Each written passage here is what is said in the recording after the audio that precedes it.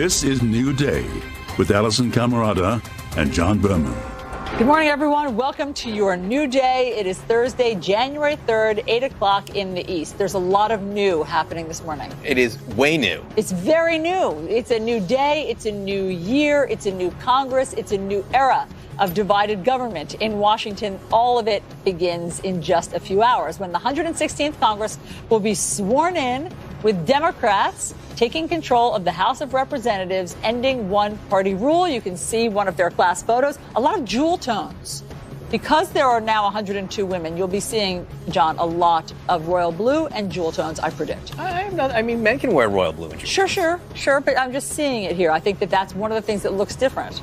President Trump's administration will face oversight for the first time, another thing that's different. And Nancy Pelosi is expected to make history yet again, reprising her role as House Speaker. In a new interview, Pelosi is not ruling out that a sitting president can be indicted. What does that even mean?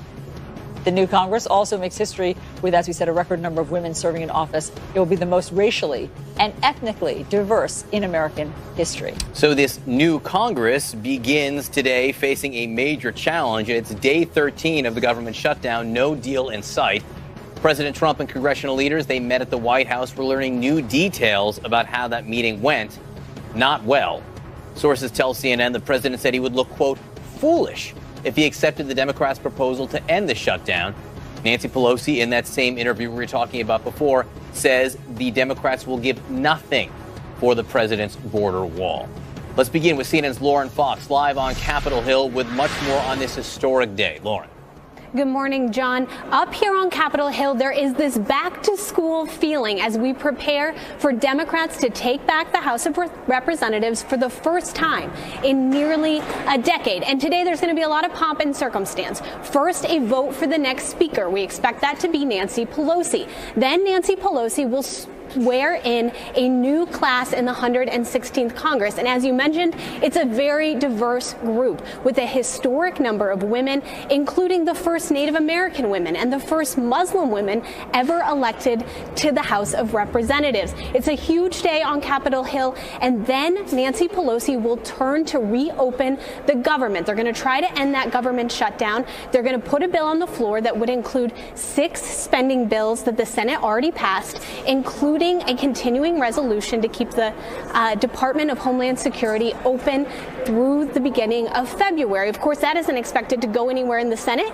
That's because we are still operating under divided government. Majority Leader Mitch McConnell has said he will not bring a bill to the floor that the president won't sign. That bill the House will pass today doesn't have enough border security money in it, so McConnell won't bring it to the floor. Now, we should also note that's just what we can see on the House of Representatives floor today. We will also be preparing for investigations in the House of Representatives. Democrats are ready to ask questions from the House Ways and Means Committee to the Judiciary Committee. There's going to be a lot happening behind the scenes. Back to you. Thank you very much for setting the table for us. Joining us now is Jess McIntosh, former Director of Communications Outreach for Hillary Clinton's 2016 campaign, Scott Jennings, former Special Assistant to President George W. Bush, and Tolu Olorunipa, White House reporter for Bloomberg News. Great to have all of you. So there's a lot of firsts happening today. I mean, Jess, this is, as we've said, the most diverse Congress. And let me just put it up on the screen for people. There are 40 new women.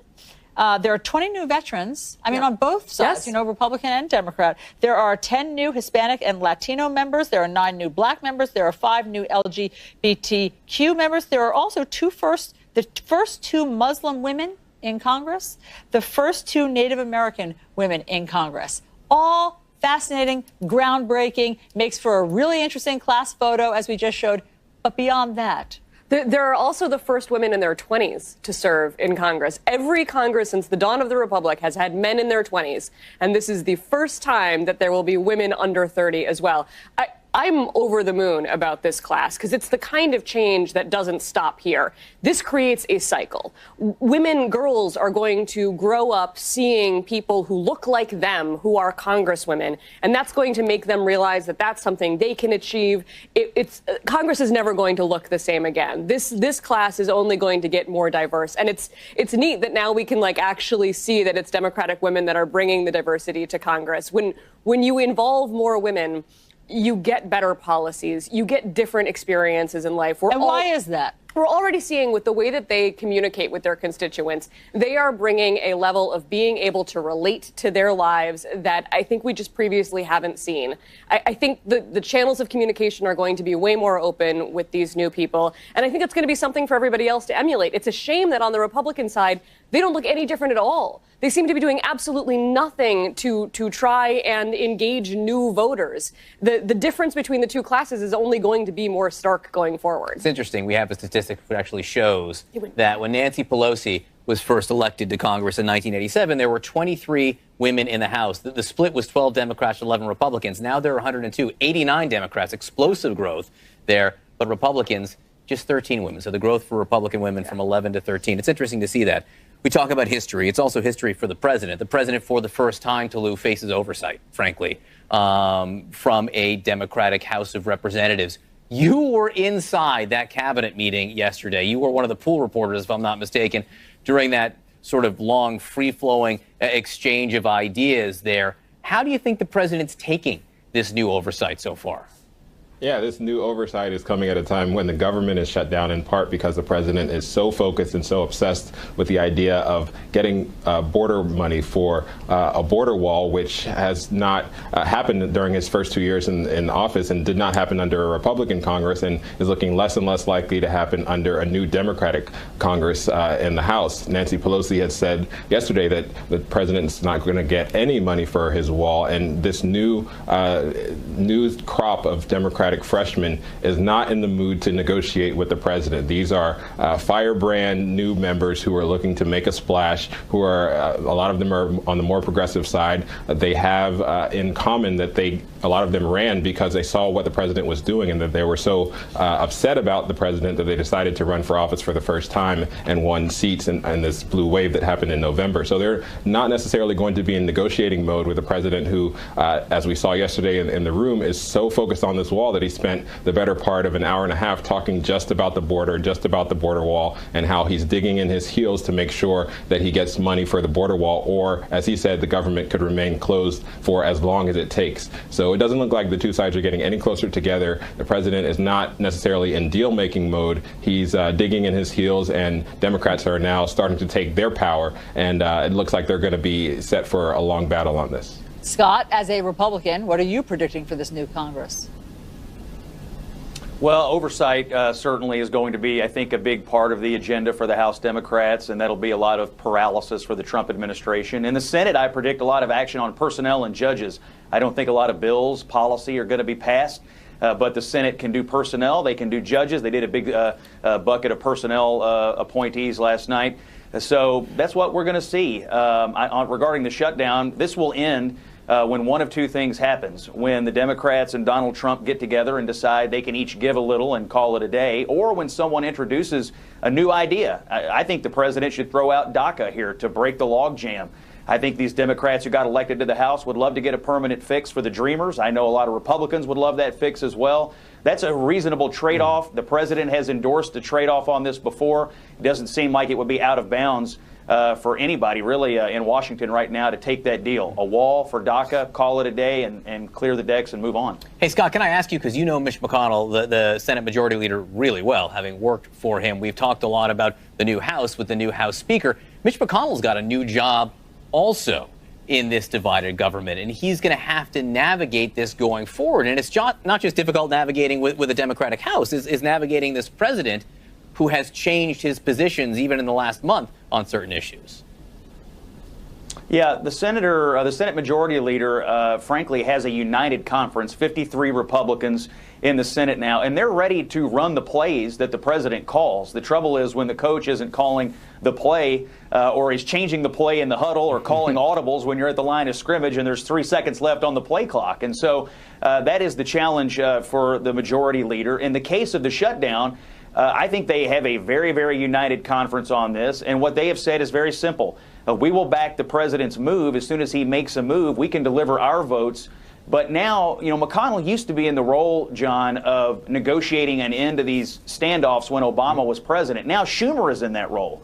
So McConnell really doesn't have much to do here on ending the shutdown. It's Schumer who has to go to the president and say, here's what I need to deliver the votes to end the shutdown. So the roles are really reversed. All McConnell has to do is what he's been good at lately, and that's keeping the conference united behind a president who sometimes changes his mind midstream.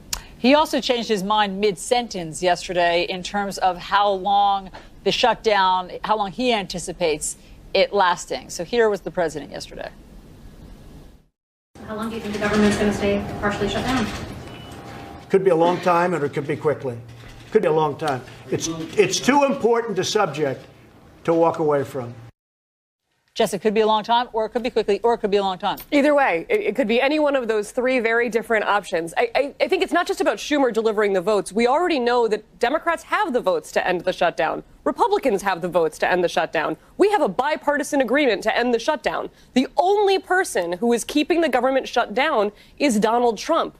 So I think the only thing that can happen at this point is for Republicans to talk to Trump's friends over in right-wing media and tell them to start putting pressure on him, because that seems to be the only voice that he listens to. But they don't want to end the shutdown. They want the wall. And the wall has become this crazy symbol where nobody can define it. We just had a Republican on who couldn't explain where the wall would be needed, how many miles, what it would be made of. He did talk about technology and more manpower. Not a wall. Right. Technology and more manpower is something that both parties agree on. Also, the agents at the border agree on that. This idea of this wall that's becoming increasingly metaphorical is not something that we can get behind, and not something we ought to be spending $5 billion on. I think most Republicans in Congress even understand that, which is why we got a bipartisan deal to keep the government open without funding the wall. So at this point, it's just Trump. I don't know how one gets through to him. I know that Republicans ought to be trying. It's interesting. Hakeem Jeffries, who will be the caucus chair as of noon today, and the Democrats yesterday indicated that he's okay with fencing, and perhaps there's wiggle room north of $1.3 billion. So if it becomes a border fence or a border barrier and it's $1.6 billion, I think that we could see a way through this eventually, once people start using some different language. Tolu, I want to use your expertise and your presence in that room yesterday to cover one more point. That cabinet meeting wasn't a meeting with a bunch of secretaries. It was a meeting with mostly or many acting secretaries filling key positions, including at the Pentagon, the Justice Department, the EPA, the Chief of Staff is acting for that matter. I don't think we've ever seen anything close to this before when there are so many merely acting members running these important agencies.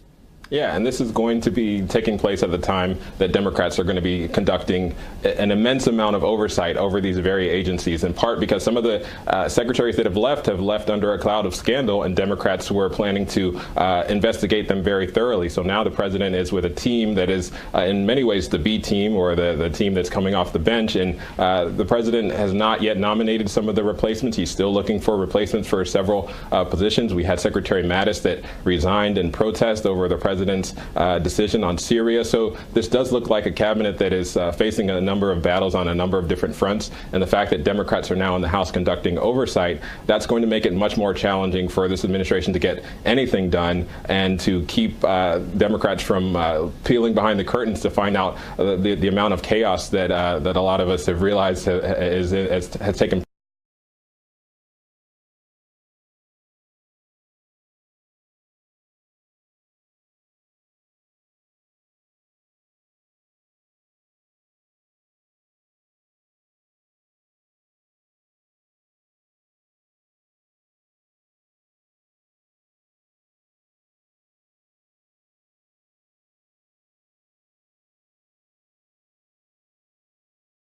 Chaos that a lot of us have realized has taken place in the Trump administration. A lot of it has been behind closed doors, and the president has been protected by House Republicans.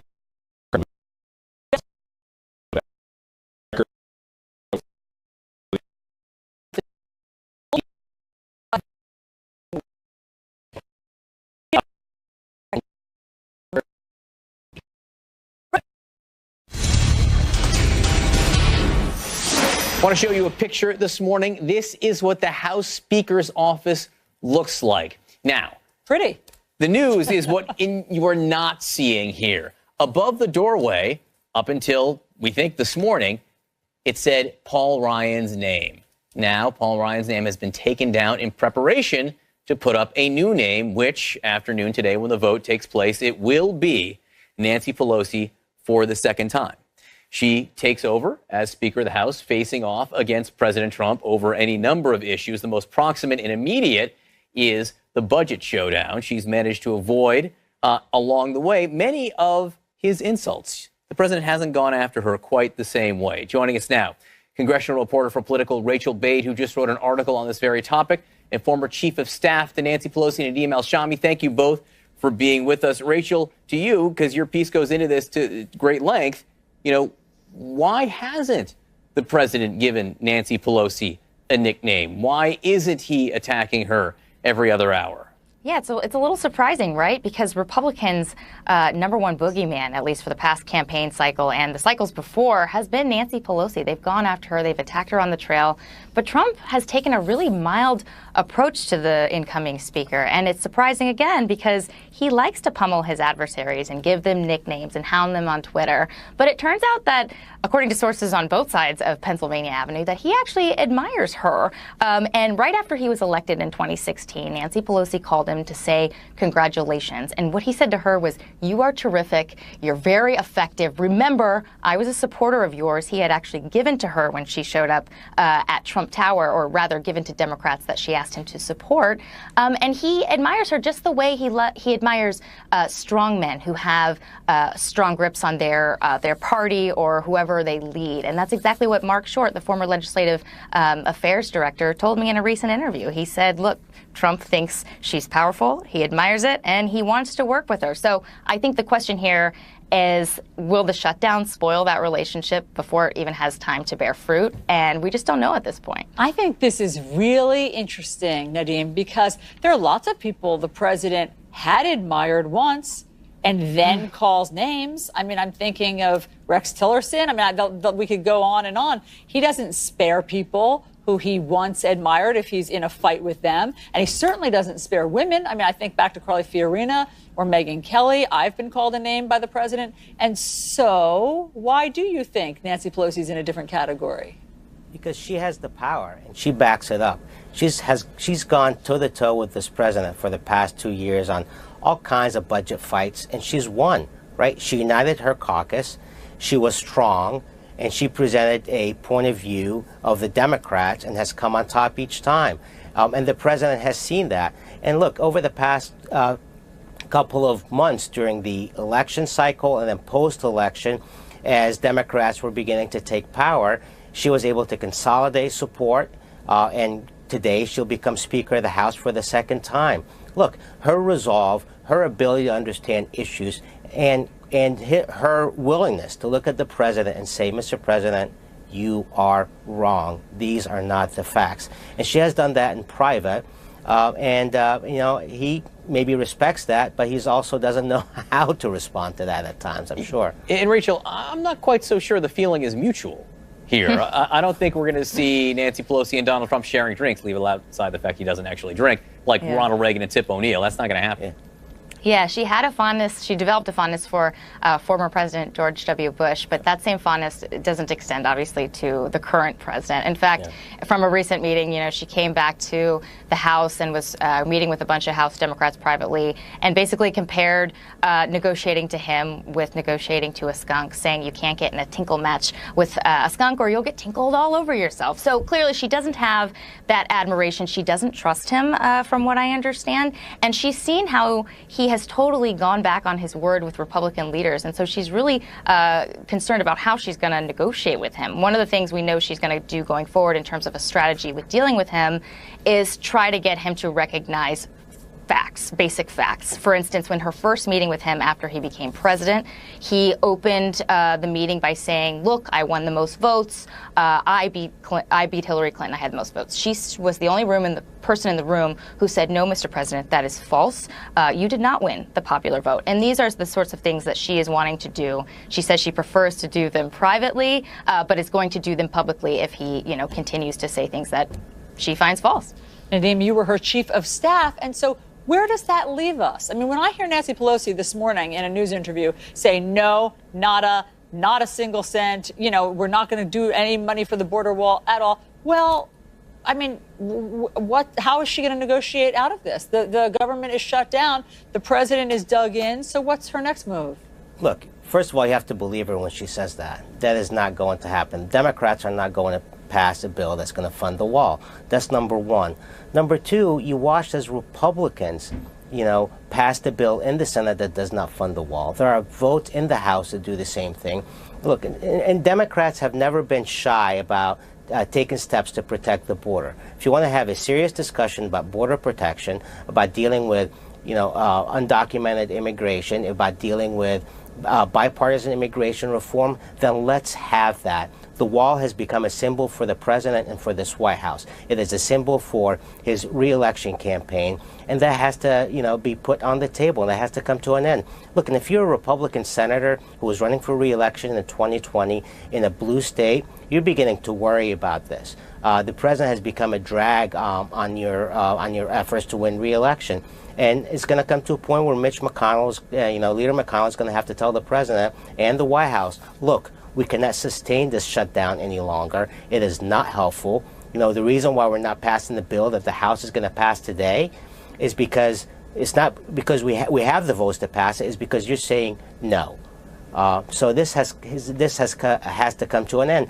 And Democrats hold the upper hand at this moment. Rachel, we had Alexander Pelosi on yesterday, the incoming speaker's daughter, who talked about her style of leadership. And I think one more time we want to hear what her own daughter says. She'll cut your head off and you won't even know you're bleeding. That's all you need to know about her. No one ever won betting against Nancy Pelosi. What do you think that means for this White House? Whose head is she going to cut off? Who's going to be bleeding without knowing it? As Mark Meadows told me, the White House sees her as a worthy adversary. They know who they're dealing with here. And, a question I get all the time is, does Nancy Pelosi have this sort of iron grip that she had on her caucus last time around when she was Speaker, even though she lost the majority? And there's been a lot more criticism of her with House Democrats in recent years. And, the answer we've heard back universally from people who like her and don't like her is that, yes, she still does. When Paul Ryan announced his retirement early, he lost a lot of power and he lost a lot of respect, and people stopped donating to him in terms of fundraising. We have not seen the same thing happen yet. But again, she's got this new crop of freshmen coming in. We'll just have to see, how she balances, the far left pushing her further left, her wanting to deal with the president and wanting to make deals with him. But as for, that grip that her daughter was talking about, she's still got it from what we've seen so far. All right, friends, thanks so much for being with us. Of course, stay tuned to CNN all day. You will see that new House, the new members sworn in. You will see Nancy Pelosi gavelled in as the, once again, Speaker of the House. Thanks so much. The most powerful members of Congress, they met with the president inside the Situation Room, the meeting perhaps to find a way out of this shutdown. We're going to speak with someone who was there to find out what happened and what happens next. The president met with congressional leaders in the Situation Room in the White House. They discussed the government shutdown, but they did not end the government shutdown. Apparently, not even close. We are on day 13 now and counting. Joining us, someone who was inside that room in that picture we just saw there, the Democratic whip, Dick Durbin of Illinois. Senator, thank you so much for being with us. We're hoping to get a better understanding of what transpired in there. Specifically, CNN is reporting that the president told Chuck Schumer, Senator Schumer, that he felt he would look foolish if he supported the Democrats' plans to reopen most of the government while you discussed border security over the next month. He was afraid he would look foolish. What did you take him to mean there? Well, I think we all understand what this is about. The president has made the decision that despite his responsibility to manage and lead this government, he would rather shut it down and hold it hostage for his beloved wall, that wall the Mexicans were supposed to pay for, remember? Well, most people, including those who work at his agencies for border security, don't list this as even the highest priority. What they want to see are the technology and personnel for border security, which Democrats are more than happy to support. So when he said he would look foolish, As a negotiator, and you're on the other side of the table now, is there something that you can give that would make him look less foolish? Well, that, of course, is what we're searching for, but we are not going to compromise on the basics. And the basics are we are offering $1.3 billion for border security, an amount which was debated back and forth among Democrats and Republicans in a Republican Congress and came forward. And what we said to the president, let's move forward. Let's open the government. We offered to him yesterday, take 8 federal agencies and departments currently closed down, and we will accept the Republican-passed appropriation bills, the spending bills the Republicans asked for, to open those agencies. Don't hold them hostage. The president refused. Let me play you what Lindsey Graham says about the president's negotiating position. Listen. If he gives in now, that's the end of 2019 in terms of him being an effective president. That's probably the end of his presidency. Donald Trump has made a promise to the American people. Do you see it that way? Well, I can tell you this, 75% of the American people say we should not shut down the government over the wall. So if this president is trying to find a way to lengthen his tenure or popularity in office, it isn't with this tactic. This is a ham-handed approach. He should be using his own people around him and others to counsel for some compromise that's good for America. I will also note, when Senator Graham says Donald Trump has made a promise to the American people, one of the things he also promised was that Mexico would pay for it. Exactly. This isn't Mexico paying for it. But you say you are willing to have border security. Hakeem Jeffries, who will be the number 5 in the House, yesterday told me that means enhanced fencing.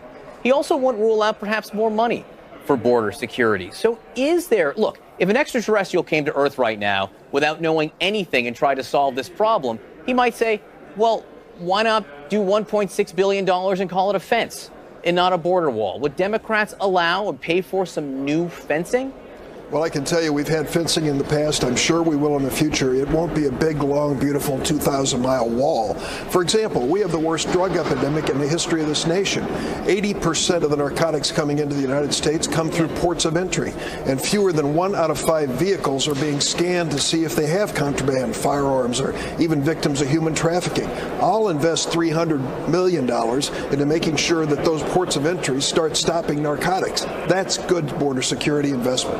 When I hear you say that, though, I don't hear you ruling out the possibility of some new fencing. So maybe if everyone just started calling this a barrier and stopped using wall, there might be some progress here. Well, it could be. It could be a matter of words, but at this point, who cares if the government shut down? What we're saying to the president is, for goodness sakes, open the government you were elected to manage and serve. Make sure the people of the United States are going to be provided with the services that are fundamental, and stop penalizing these federal employees who've done nothing wrong and are ready to go to work and deserve a paycheck.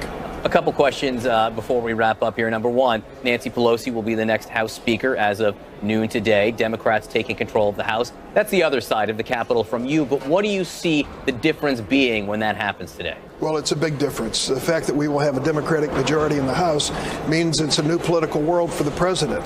If he's having a struggle with the old political world where Republicans had a majority in the House and Senate, get ready for a new day. There's going to be more balance in terms of the decision making in Washington.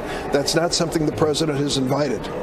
Now, Nancy Pelosi did an interview that aired just a short time ago where she was asked about different aspects of the investigations into the president, and she was asked whether she believed the president could be indicted. I want you to listen to what she said. Everything indicates that a president can be indicted after he is no longer president of the United States. What about a sitting president?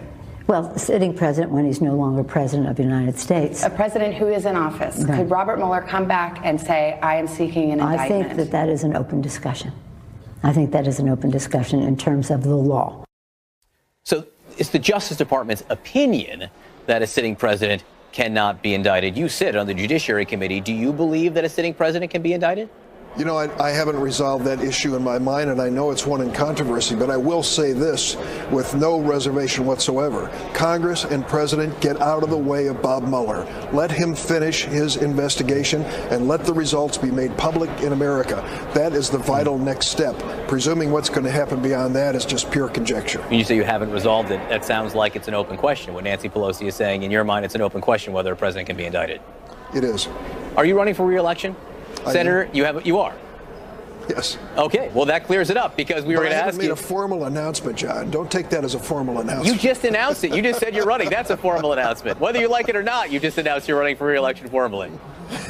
Well, let me tell you, what I've said is that I'm raising money and trying to lose a few pounds, and that's a good indicator that I'm looking forward to 2020. All right, Senator Dick Durbin, thank you for joining us this morning. Thank you for that non-formal announcement. Appreciate it.